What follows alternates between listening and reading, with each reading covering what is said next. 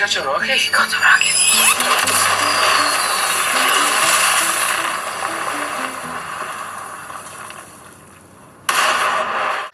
আলাইকুম, আশা করি আপনারা সব অনেক ভালো আছেন। রিয়েলমি নিয়ে আসলো বাংলাদেশ মার্কেটে বাজেট রেঞ্জে তাতে নতুন আরেকটি tab Realme pad mini.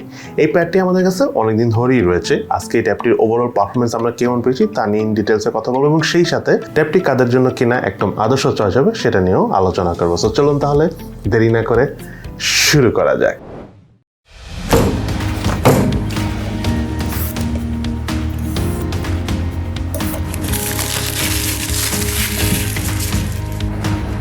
ট্যাবটির box কন্টেন্টে রয়েছে user manual, SIM tray ejector, type C USB charging cable, 18 ওয়াটের চার্জার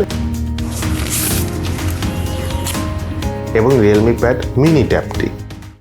নামে মিনি হলো এই ট্যাবটির ডিসপ্লে সাইজ কিন্তু 8.7 ইঞ্চি, সেই সাথে 7.6 মিলিমিটার থিকনেস সহ এর ওয়েট হলো 372 গ্রাম। স্টাইলিশ এবং ট্রেন্ডি টাইপের ব্যাক প্যানেল থাকা এই ট্যাবটির ফ্রেমটি হলো অ্যালুমিনিয়ামের তৈরি, যে কারো কাছে এই ট্যাবটির আউটলুক ওভারঅল বেশ ভালোই লাগবে। তবে এই ট্যাবটির রিয়ার প্যানেলে এবং ডিসপ্লেতে নেই কোনো প্রকার গরিলা গ্লাসের প্রোটেকশন। বাটন এবং বোর্ডসের কথা বলতে গেলে রাইট সাইডে রয়েছে ভলিউম রকার এবং পাওয়ার বাটন, লেফট সাইডে রয়েছে সিম কার্ড ট্রে, উপর অংশে রয়েছে স্পিকার এবং 3.5mm হেডফোন জ্যাকের পোর্ট, নিচের অংশে রয়েছে mini speaker, primary mic, USB type C charging port. ট্যাবটি আনলক করার জন্য কোনো প্রকার ফিঙ্গারপ্রিন্ট স্ক্যানার না থাকলেও ফেস আঙ্গুল সিস্টেম রয়েছে, যেটা ফ্রন্ট ক্যামেরার মাধ্যমে কাজ করে। ওভারঅল বেশ স্মুথ এবং ফাস্টলি এই মোডটির ফেস আঙ্গুল সিস্টেম কাজ করে ট্যাবটি আনলক করে ফেলে। সেই সাথে ট্যাবটিতে ইম্পর্টেন্ট প্রায় সব ধরনের সেন্সর রয়েছে। সাউন্ডের পারফরমেন্সের কথা বলতে গেলে ট্যাবটিতে থাকে ডুয়েল স্টিরিও স্পিকারের পারফরমেন্স আমাদের কাছে একদম দুর্দান্ত লেভেলে লেগেছে। স্পেশালি ভিডিও ওয়াচ করার সময় যখন আমরা স্পিকার থেকে সাউন্ড পাচ্ছিলাম, একদম ব্যালেন্সড একটা ফিল পেয়েছি। তার পাশাপাশি স্পিকারের লাউডনেস অনেক ভালো ছিল এবং 100% ভলিউমও এই ট্যাবের স্পিকার থেকে কোনো প্রকার সাউন্ডের ডিস্টরশনে দেখা পাইনি। অপারেটিং সিস্টেম হিসাবে ট্যাবটিতে রয়েছে অ্যান্ড্রয়েড 11 ভার্সন। ইউআই হিসাবে ট্যাবটিতে রয়েছে রিয়েলমি আর এডিশনের ইউআই। ট্যাবটির মাল্টিটাস্কিং এর কথা বলতে গেলে ওভারঅল পারফরমেন্স বেশ ভালো ছিল। প্রায় অনেকগুলো অ্যাপসে ব্যাকগ্রাউন্ডে রান করে সোয়াপ করে করে ইজিলি আমরা ইউজ করতে পেরেছি। ওভারঅল মাল্টিটাস্কিং করে ট্যাবটিতে আমাদের কাছে ভালোই লেগেছে। এটাতে রয়েছিল 8.7 ইঞ্চি সাইজের আইপিএস এলসিডি প্যানেলের ডিসপ্লে, যার রেজুলেশন হলো 1340x800 pixel. Display pixel density হলো 179 পিপিআই। আউটডোরে সানলাইট কন্ডিশনও আমরা টুকটাক ইউজ করে দেখেছি। লো ব্রাইটনেস জনিত কোনো প্রকার প্রবলেম ফেস করিনি এই ট্যাবটির ডিসপ্লে থেকে। ট্যাবটিতে রয়েছে ওয়াইড ভাইন L1 সাপোর্ট। এই ট্যাবটির রিয়ার প্যানেলে রয়েছিল 2 অ্যাপারচারের 8 মেগাপিক্সেলের মেইন ক্যামেরা। এই ক্যামেরাতে ছবি তোলার সময় অবজেক্ট ফোকাসিং এ টুকটাক প্রবলেম হচ্ছিল, সেই সাথে ছবির কালার টোনও আমার কাছে খুব একটা ভাইব্রেন্ট লাগেনি। কালার ডিটেলসও বেশ ঘাটতি ছিল।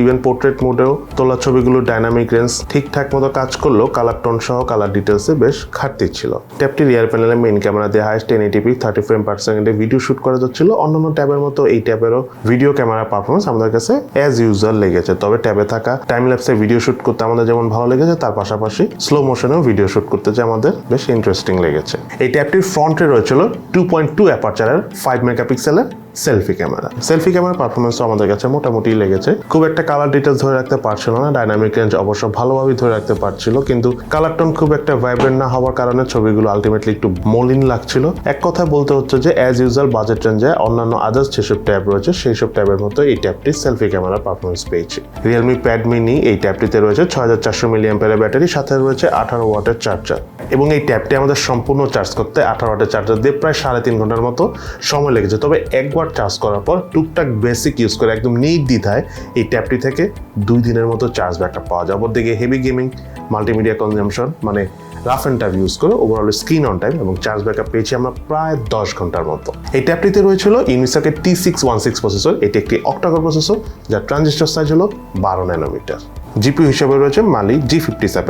বাংলাদেশ মার্কেটে এই ট্যাবটি এসেছে একটি ভেরিয়েন্টে, সেটা হলো 3GB র্যাম 32GB স্টোরেজ, যার র্যামের ট্যাব LPDDR4X এবং স্টোরেজটা হলো UFS 2.1 এবং এই ট্যাবটার অফিসিয়াল প্রাইস হলো 21,349 টাকা।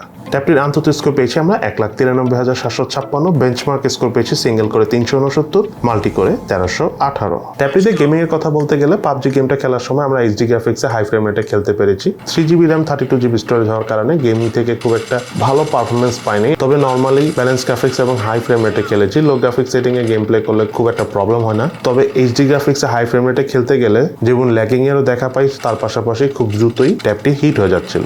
অপরদিকে আমি ফ্রি ফায়ার গেমসটি খেলেছি একদম হাই সেটিং এ, শ্যাডো অফ করে, কোনো প্রকার ল্যাগিং এর দেখা পাইনি এবং শ্যাডো অফ করে গেম প্লে করার কারণে লং টাইম গেম প্লের ক্ষেত্রেও খুব একটা হিটও হচ্ছিল না এই ট্যাবটি। আর ফ্রি ফায়ার যেহেতু একটা অপটিমাইজ গেম, তাই খুব একটা ল্যাগিং এরও দেখা আমরা পাইনি। আমরা ট্যাবটি দিয়ে অ্যাশফানাইন গেমসে হাই ভিজুয়াল কোয়ালিটি দিয়ে খেলেছি, বেশ স্মুথ পারফরমেন্স পেয়েছি। আর এই ফোনটার কনফিগারেশনের মধ্যে অ্যাশফানাইন আসলে খুব স্মুথ ভাবে গেম প্লে করা যায় এবং আপনাদের কাছে অ্যাশফানাইন গেমসটি খেলে ভালোই লাগে। ট্যাবটি দিয়ে আমরা পেস 2023 গেমটা খেলেছি, বেশ ভালো পারফরমেন্স পেয়েছি। গ্রাফিক্স হাই এ রেখে 60 FPS ফ্রেম রেটে খেলতে পেরেছি। খেলার সময় এই গেমসটি খেলার সময় খুব প্রিমিয়াম লেভেলের একটা ফিল পাচ্ছিলাম এই ট্যাবটিতে, কারণ ওভারঅল বেশ স্মুথ পারফরমেন্সও পাচ্ছিলাম এই গেমটি থেকে। এই ট্যাবটির হিটিং এর কথা বলতে গেলে খুব একটা হিটিং এর দেখা পাইনি। আমরা ইভেন গেমসও খেলেছি, অনেক বেশি হিট হয় না, তবে পাবজি গেমসটা হাই গ্রাফিক্স সেটিংয়ে খেলতে গেলে কিছুটা হিট হয় এবং লং টাইম ভিডিও দেখার সময়ও হালকা পাতলা হিট হয়, তবে খুব একটা হিট বলবো না আমি সেটাকে, বাট কিছুক্ষণ সময় দিলে আবার সেটা আগের মতো ঠান্ডাও হয়ে যায়।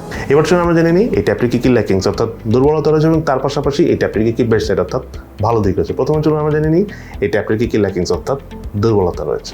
এই ট্যাবটার নাম্বার 1 ল্যাকিংস হলো 3GB র্যাম 32GB স্টোরেজ ভেরিয়েন্টে না দিয়ে ট্যাবটির সাথে অবশ্যই 4GB RAM 64GB storage variant দেওয়া উচিত ছিল। তার পাশাপাশি ডিসপ্লের পিক্সেল ডেন্সিটি আমাদের কাছে কিছুটা কম হওয়ার কারণে অনেক শার্প লেগেছে এবং সেই সাথে ট্যাবটিতে থাকা ক্যামেরাগুলো পারফরমেন্সের কথা যদি আমি বলতে চাই, নর্মালি ট্যাবগুলোতে অর্থাৎ বাজেট রেঞ্জের ট্যাবগুলোতে এমনিও যে খুব একটা ভালো ক্যামেরা দেওয়া হয় ঠিক তা না, বাট এই ট্যাবটার ক্যামেরা আরেকটু ভালো হলে আমাদের কাছে আরও ভালো লাগতো। এবং সর্বশেষ এই ট্যাবটার স্ট্রং ল্যাকিংসের কথা যদি আমি বলি, সেটা হলো প্রাইস 21,349 টাকা। যদিও আমি জানি যে এই মুহূর্তে ডলারের প্রাইস অনেক বেশি, মানে কনভার্সন রেট অনেক বেশি, $1 অনেক টাকা দিয়ে কিনতে হয়, বাট স্টিল এই ট্যাবটার প্রাইস যদি কিছুটা কম হতো তাহলে বেশ ভালো হতো।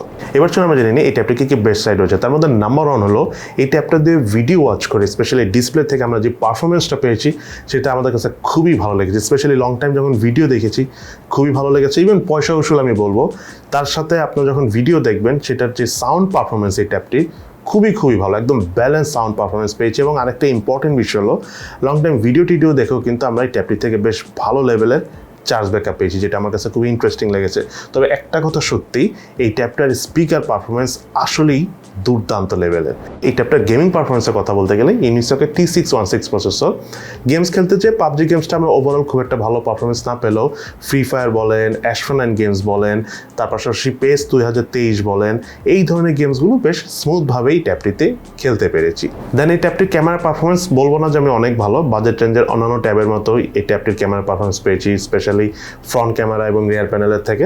তবে আমি মনে করি ক্যামেরাগুলো একটু ভালো দিলে ভালো হতো। দেন এই ট্যাবটাতে অ্যান্ড্রয়েড 11 ভার্সনের পাশাপাশি Realme R এডিশনের ইউআই রয়েছে। ফুল ভার্সনের ইউআই হলে আরেকটু ভালো হতো, বাট বেসিক ভার্সনের ইউআই হলো যেহেতু 3GB র্যাম রয়েছে, সো ওভারঅল একটা বেশ ভালো লেভেলের প্রসেসিং পাওয়ার পাওয়া যাচ্ছিল, যে কারণে আমরা কোনো প্রকার ল্যাকিং ফ্রেম ড্রপ কোনো কিছুই পাইনি এই ট্যাবটির ইউআই থেকে। দেন কথা বলবো এই ট্যাবটির ব্যাপারে, সব কথা শেষ কথা অর্থাৎ ফাইনাল ভার্ডিক্ট কাদের জন্য এই ট্যাবটি কেনা উচিত হবে।